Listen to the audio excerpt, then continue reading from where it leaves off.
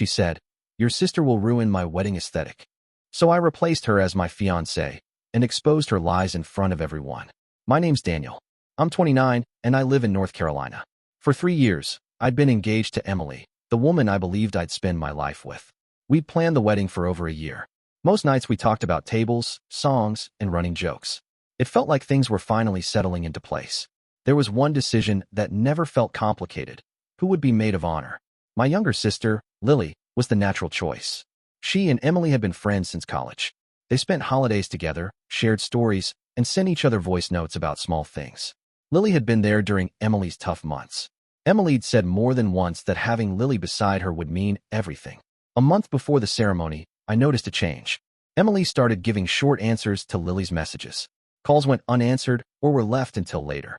When I asked, she said she was stressed and needed space. I trusted her explanation. Weddings get tense, I thought. People grow impatient. I try not to read too much into it. One evening, I came home early from work. The house was quiet. I set my keys down and heard the muffled voice of Emily in the living room. I paused in the hallway and listened. She'll ruin my aesthetic, Emily said, harsh and certain. She doesn't fit the vibe I want for the photos. I'm going with Rachel instead. She's prettier, more stylish. Honestly, I should have picked her from the start. Rachel was someone Emily worked with. They'd known each other for only about a year. The idea that she might replace Lily felt wrong in a way I couldn't explain at first. Lily had already bought her dress. She had a speech drafted and a list of small, sentimental plans. Emily's words sliced through everything Lily had prepared. I stepped into the room. Emily's face tightened. Daniel, this isn't what it sounds like. The sentence hung there, fragile and unbelievable. I asked her to be direct. So you're going to switch my sister out? After everything she's done? Emily's shoulders stiffened. This is my wedding, she said. I get to decide who stands beside me. I don't need someone messing with my vision. It wasn't just a disagreement about dresses. It was a moment that exposed how Emily saw the people closest to me. Her answer felt like a choice she was making not just about a role, but about who mattered. I didn't raise my voice. I stated what I felt would matter later. If you replace my sister as maid of honor, don't expect me to stand by you at the altar. She rolled her eyes and went back to her phone. I wanted to say more, to convince her to see Lily as she really was, but the words wouldn't settle right. It felt sharp and final to put that line down. After that evening, I lay awake thinking about the small acts that show respect. Choosing a maid of honor was one of those acts. It wasn't about a photo or a color palette. It was a simple acknowledgement of loyalty. I left the room quietly. Outside, the porch light cut a rectangle on the lawn. I stood there for a long time, trying to feel what was true. The wedding seemed to shrink around the shape of that sentence I had spoken. Nothing else felt certain anymore. I sat in the car for a while before driving anywhere, staring at the dashboard like it could give me answers. Emily's words kept looping in my head. She'll ruin my aesthetic. It wasn't just the sentence itself, it was the coldness behind it. Lily wasn't just some extra piece of the puzzle. She was my sister. By the time I went back inside, Emily was still glued to her phone, probably talking to Rachel. She didn't even look up. I walked past her and into the bedroom, trying to calm myself down. But calm never really came. The next day, I couldn't keep it to myself. I confronted her again. So you're really going to do this? You're actually going to cut Lily out? She sighed like I was a child interrupting her. Daniel, I told you. This is my wedding. I don't need your sister making it look cheap. Rachel fits the theme better. That word, cheap, hit me harder than I expected. Lily wasn't rich, but she never pretended to be. She was thoughtful, kind, and the kind of person who would put others ahead of herself. She didn't deserve to be insulted like that. I tried one more time. You know she's been excited about this for months. She's already bought the dress, written her speech, and planned everything to help you. She's been nothing but loyal to you. Emily's expression didn't shift. This isn't about loyalty. It's about what I want. You don't understand the pressure I'm under. I'm the bride. I make the rules. It was like talking to a wall, but worse. At least walls don't throw daggers at people you love. That's when it became crystal clear. This wasn't about dresses or themes. It was about respect. Respect for Lily. Respect for my family. Respect for me. And Emily wasn't showing any of it. I stood there for a moment, letting the silence stretch. Finally, I said the only thing I could. If you replace Lily as maid of honor, don't expect me to be at the altar. Her eyes flicked up at me, quick and sharp. She let out a short laugh, like I had just told the dumbest joke in the world. You're being dramatic. You'd really throw away our entire future over something this small. But it didn't feel small. It felt like the tip of something much bigger, a version of Emily I hadn't wanted to see before. When I didn't respond, she shrugged, picked her phone back up, and started typing again. Probably to Rachel. Like my words had already been forgotten. That silence between us was worse than yelling. It told me everything. She didn't take me seriously. She thought I'd bend, that I'd let her do whatever she wanted because that's what grooms do. That night, I couldn't eat. I pushed food around my plate, listening to Emily chatter about flower arrangements like nothing had happened. Inside, though, the ground was shifting. For the first time since we got engaged, I wasn't picturing our wedding. I was picturing what it would look like to walk away. I didn't say it out loud yet. I wasn't ready to end it then and there. But deep down, I knew. Something had cracked. Something I couldn't glue back together, no matter how many excuses Emily threw at me. And the worst part? Lily didn't know any of this yet. She was still in the dark, believing she'd be standing beside Emily on the biggest day of her life. That thought sat in my chest like a weight. Because soon, I was going to have to tell her the truth. I couldn't keep it from Lily any longer. She deserved to hear it from me, not as some cold announcement in a text or on social media. That night, I drove over to her apartment. I didn't even turn the radio on. I just sat with the quiet hum of the engine, trying to figure out how to break it to her. When she opened the door, she smiled, like always, and said, "What's up? You look serious." I stepped inside, sat down on her couch, and took a deep breath. "Lily, I need to tell you something, and I hate that I have to be the one to do it." Her face shifted, worried now. "Dan, what is it?" I explained everything. Emily's phone call, the words she used, her decision to replace Lily with Rachel. Every detail felt heavier as I spoke it out loud. Lily stayed quiet through most of it, nodding slowly, her hands folded tightly in her lap. When I finished, she looked down at the floor, blinking quickly like she was fighting something back. Then she forced a small smile. "It's fine, Dan. It's her wedding. She can pick whoever she wants." But it wasn't fine. Her voice was steady, but her eyes told the truth. They were wet and shining, even as she tried to hold them still. I'd known my sister my whole life. I could see the cracks she was trying to hide. I wanted to tell her she was wrong, that it wasn't Emily's choice to make, but she cut me off before I could speak. "Don't worry about me. I'll just sit this one out. She's the bride. Brides get what they want, right?"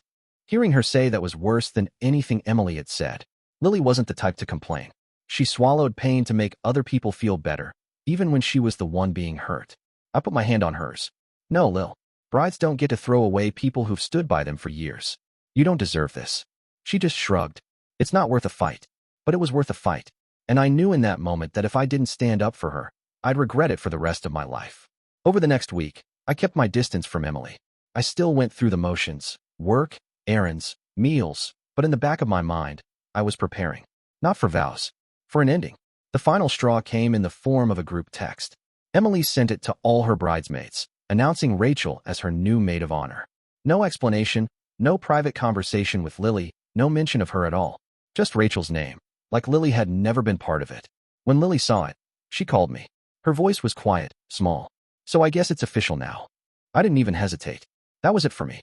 That evening, I sat Emily down. She was already in her robe, scrolling on her phone, acting like nothing was wrong. "Emily," I said, calm but firm.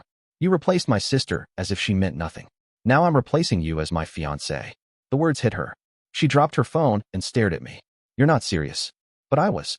The fallout came fast. Emily cried, begged, screamed, accused me of being dramatic, of choosing family over love. But I didn't flinch, because I knew the truth. If she couldn't respect my sister, she couldn't respect me. I packed my things that night. I called the venue the next morning. Just like that, the wedding was off. And for the first time in months, I felt relief. Calling off the wedding felt like lifting a weight, but it didn't take long for me to realize Emily wasn't going to walk away quietly. Emily hated losing, and she hated looking like the one who got left even more. At first, she tried to control the story. 2 days after I canceled, she posted a long, emotional message on Instagram. It had a picture of her holding a coffee cup, eyes red like she'd been crying. The caption read, "Sometimes the people you trust most turn their backs on you. Weddings reveal who truly loves you and who doesn't." She didn't name me, but everyone knew. My phone lit up with messages from mutual friends. "Is this about you? What happened?" Some people reached out with sympathy, others with quiet judgment. Then came the texts. Long, messy walls of text at all hours. One moment she was apologizing, swearing she'd let Lily be maid of honor again if I just came back. The next, she was furious, accusing me of destroying her life, ruining her reputation, embarrassing her in front of everyone she knew. I ignored most of it. I figured she would burn herself out if I didn't respond. But I underestimated her. 2 weeks later, my phone buzzed at work. It was my boss, asking me to come into his office. He looked uneasy. "Daniel, I need to let you know something. HR received an anonymous email about you. Serious stuff. claims about emotional abuse and financial control in your relationship. For a second, I felt dizzy. What? He pushed the paper toward me. The email was filled with half-truths, snippets of old arguments, twisted into a story where I was the villain. I didn't need to guess who sent it. Emily.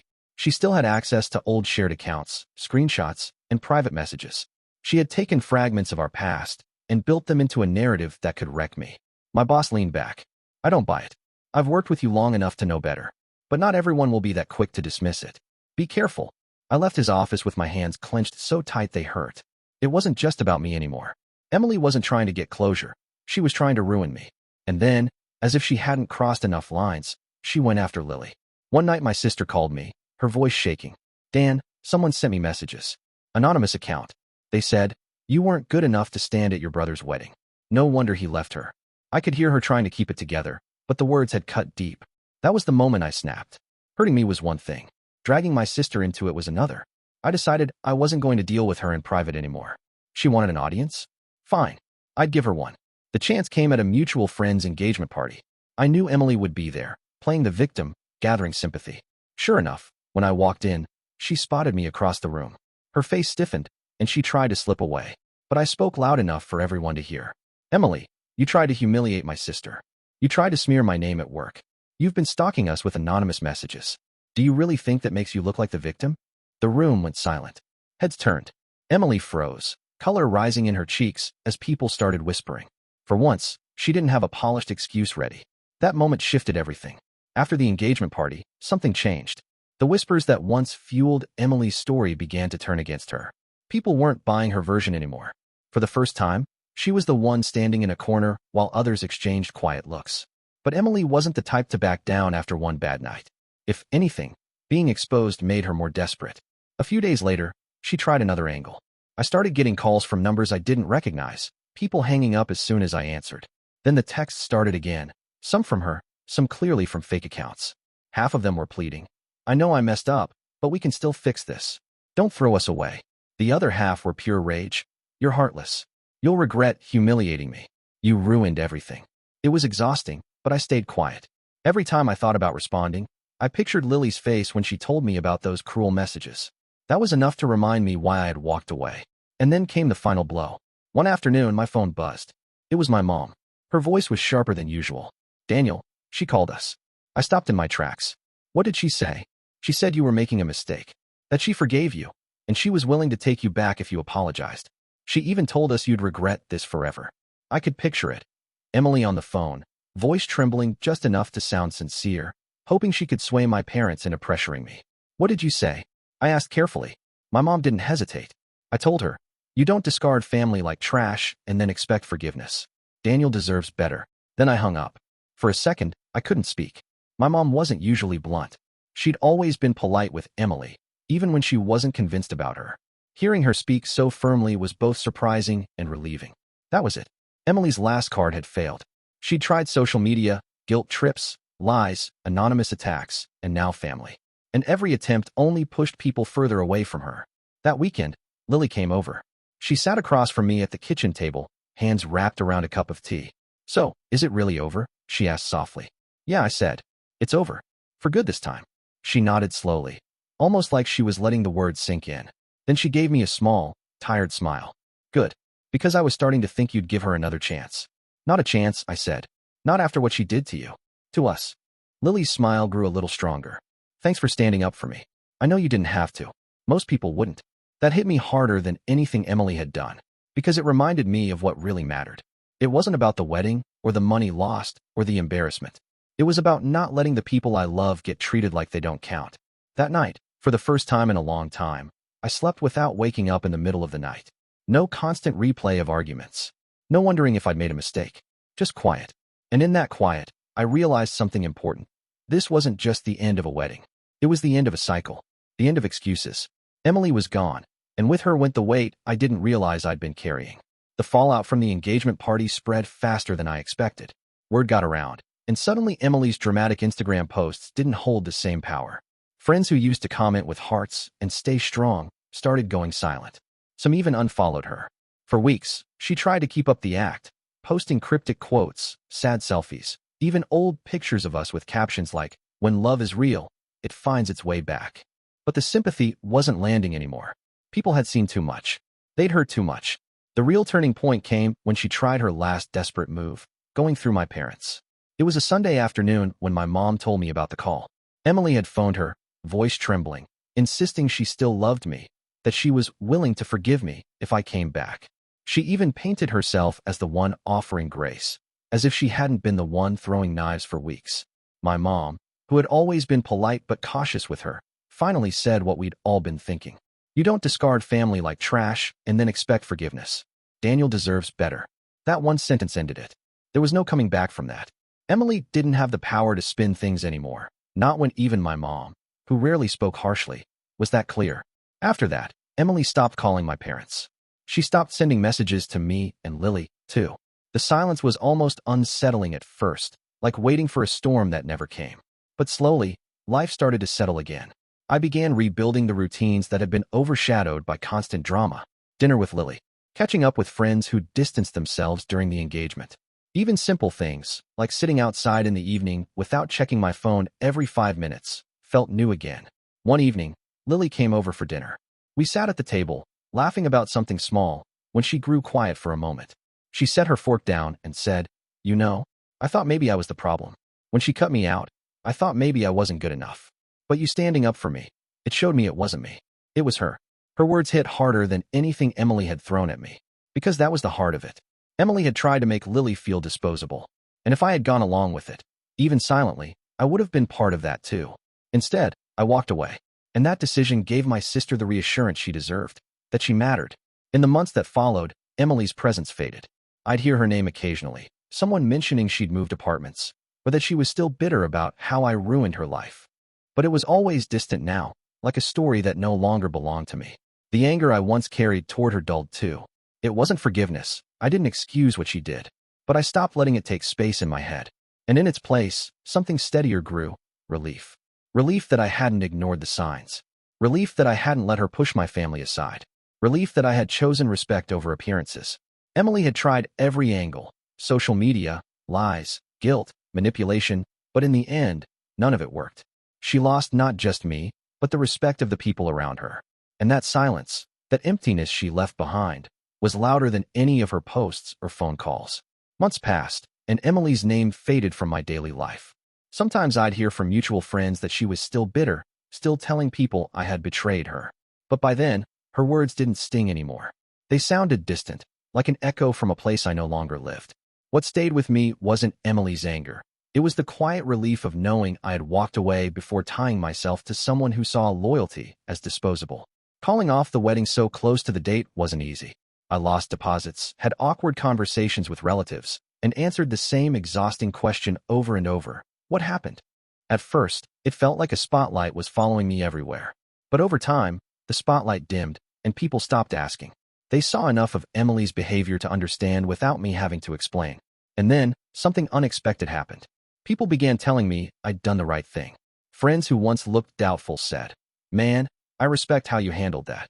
Even acquaintances who barely knew me said, "Better to find out now than later." It didn't erase the pain, but it reminded me I hadn't been crazy for choosing family and respect over appearances. Lily changed, too. She carried herself differently after everything. Stronger, more sure of her worth. One night, over coffee, she told me, "At first, I thought maybe it was my fault, like I wasn't enough for her. But you standing up for me showed me it wasn't me. It was her all along." That stayed with me. Because this whole mess wasn't just about an engagement ending. It was about how people treat the ones who stand by them. Emily had shown me who she was, and Lily had reminded me of who I wanted to be. Looking back, I realized Emily's obsession with aesthetic wasn't just about wedding photos. It was a reflection of how she saw people, as props for her vision, not as humans with feelings and history. And once I saw that, I couldn't unsee it. So, yes, I lost a fiancé, but I gained something far more important: clarity, peace, a stronger bond with my sister, and a reminder that love without respect isn't love at all, it's performance. Emily tried to replace Lily for the sake of her perfect wedding look. In the end, I replaced Emily as my fiancé for the sake of something much bigger: loyalty, respect, and a future built on more than just appearances. I don't regret it. Not one bit. Because sometimes, the most powerful decision you can make isn't saying, "I do." It's saying, "I'm done." And that choice saved me from years of pretending, years of being with someone who didn't value the things that matter most. Now when people ask me how I'm doing, I don't think about the canceled wedding, or the money lost, or the gossip that swirled around for a while. I think about the nights I spend laughing with Lily, the friends who stuck around, the relief of coming home to a quiet, honest life. I think about how close I came to walking into something I would have regretted every day, and how lucky I am that I walked away instead. I appreciate you watching till the end. Hit that subscribe button and stay tuned for more content.